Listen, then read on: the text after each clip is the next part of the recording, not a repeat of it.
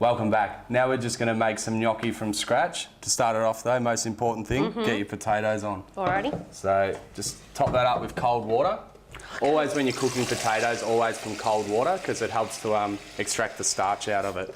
And actually before you go, put a bit of salt in there as well because that'll absorb that salt up. In the oven though, we've got some that have already been boiled and now we're drying them out in the oven, so feel free to grab those. So we just want to put them in there for about 2 minutes and that just dries them out and takes a bit of the moisture out. So yeah, if you can give those a peel. Now, why am I peeling them now and not before they went into the pot? Because this way it keeps all the nutrients in there. The skin absorbs a lot of moisture as well and it keeps this drier. Yeah, we're going to be here a while. This might be a 2-part episode. Ow, this one's hot. Burnies. Ah! It'll be all right. Oh, it nearly just stabbed you as well. I love this show. There we go. So now that our potatoes are peeled, just straight into here. Or you can use a masher or something as well. I missed a bit. So you just want to break it up. There you go. You still want to have a bit of texture in there. You don't just want it to become nothing. So for 3 medium-sized potatoes, we're going to add 3 egg yolks. Okay. Pop those in. You got to do this quickly though because you don't want your egg yolks to cook. Oh, of A course. sprinkle of nutmeg or 2. Some salt. And just a handful of flour. This will just help it form a dough now. Okay. And then we'll add more once we've got it out of there. So give that another quick process now.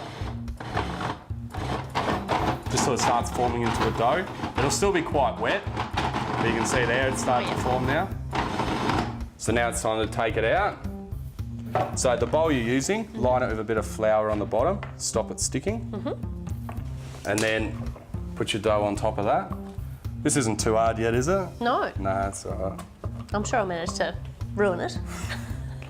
Well, gnocchi's a bit better than other pastas because when you make normal pasta dough, you've got to knead it for ages. But with gnocchi, if you knead it for too long, it wrecks it. So it's a nice quick one. So with this bit now, just give that a bit of a work through and I'll start adding some flour for you.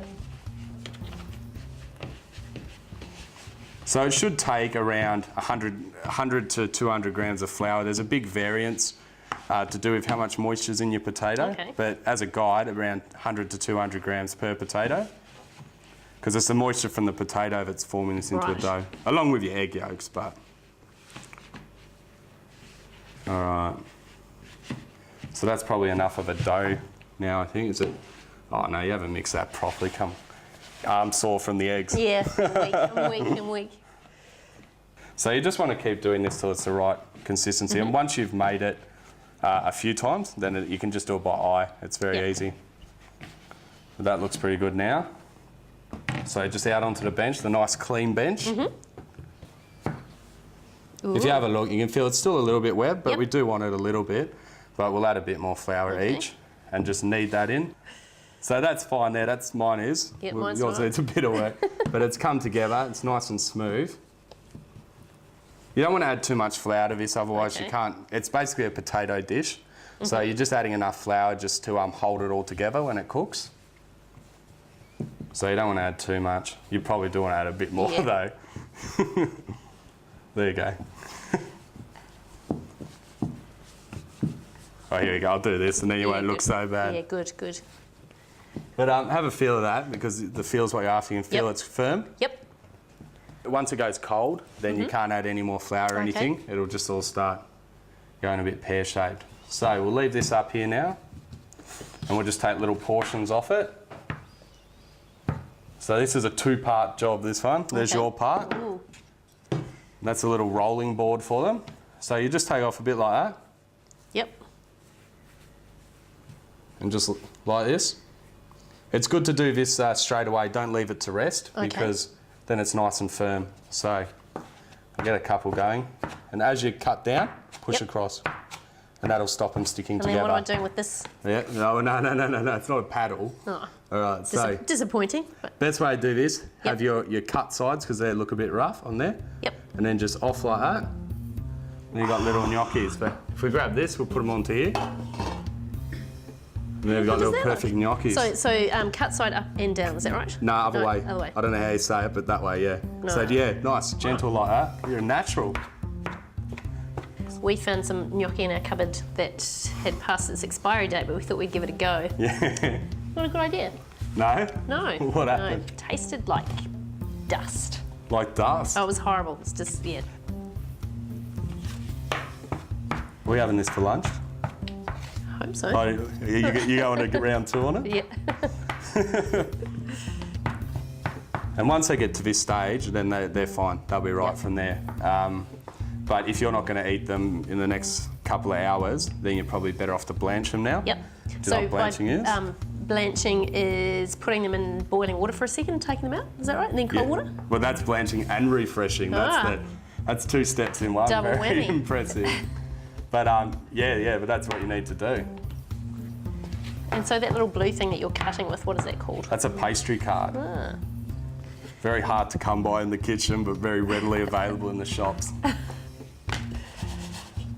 But I reckon that'll do it, otherwise we're going to start crushing them. Oh, there we go. Sweet. Finale. So now we've got our water boiling over here. We can get our gnocchi in. Just go one by one if you want, or you can just get the whole lot in. Probably preferred method. Give them a bit of a stir though, make sure they don't all stick together. But so while this is cooking, we can make our sauce. Shouldn't take any longer than our gnocchi, so I probably would dice that, but slicing's fine. Slicing's fine as well. So I was going to dice it after I sliced it. Do you know how to dice an onion? By the way that you're asking me, I suspect that I don't. No, I'll show you dicing an onion if you want. Because that's just like slicing and chopping. Yeah, so what's the difference? A better result. If you just chop it up like that, then by the time you get it all so fine, you've cut it up so much that it's releasing all the enzymes and everything. But I'll just show you. Oh, we'll just do half an onion. Because you've got this beautifully diced bit. Yeah, that's ready to go. Oh, we'll still use it. So when you dice it, you leave the core in. Okay. And have the core away from you. And then just have your fingers tucked in so you don't lob them off. I'll hold my knife up a bit further up there. A bit more control. And then just like this, not cutting the whole way through though. Then you got that like that. Maybe we'll use mine. And then just run it through that way. If you want to get really fancy, you can do some slices as well, but this does it well enough. There you go. And then you just got a little bit of wastage there. Okay, that's my favourite thing that I've learnt so far today. Yeah, well that's good. Is that nice? Pretty similar. Yeah, very, very similar result. But that just means also it cooks evenly as well, so you don't get burnt bits and raw bits and cop it all. So into our pan. All right, so we're going to use mine? Yep. All right, pop these into your saucepan now. Always start off with your onions. Might turn these down a bit, things we've been a bit delayed. But if you have a look at these, you can see they're starting to puff up and everything already. So now just add a bit of oil as well. Nice olive oil generally, if you've got it available. And give it a bit of a stir. But I think because we've given these such a head start, we might just let these sit over here somewhere. Just take them off the heat. And maybe you can cut that tomato up for us while we wait. Oh God, now I'm going to disgrace myself with the tomato as well, aren't I? No, you'll be all right. No, you're doing all right so far. What am I doing with this tomato? Dice. I don't know how to dice a tomato. So you don't want to get any brown on these. You just want to cook them out on sort of a low to medium till they go clear. Should take probably 1 or 2 minutes. And they're dicing up beautifully. So that's about the right size? Yeah, perfect. And we'll chuck those in as well.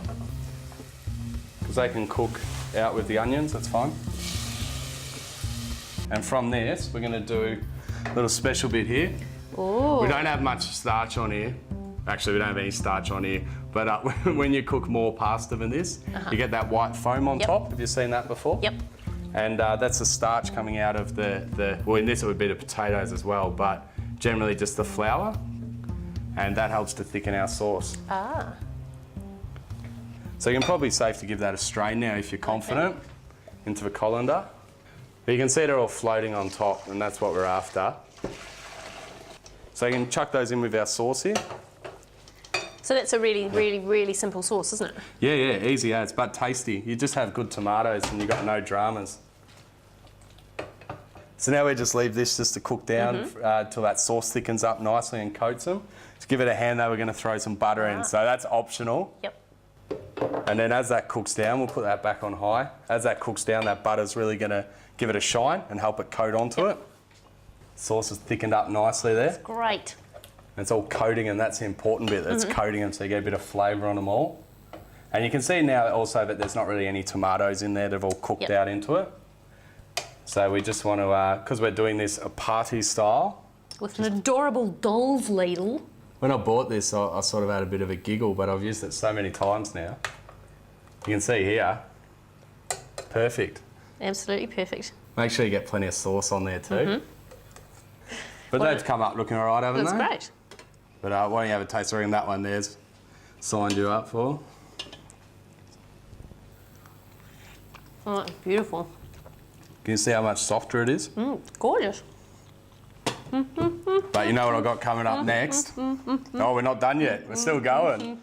No, do continue. Yeah, no worries. But coming up next, we've got a dessert that both the kids and the adults are really, really going to love. It's my take on fruit and jelly, so stick around.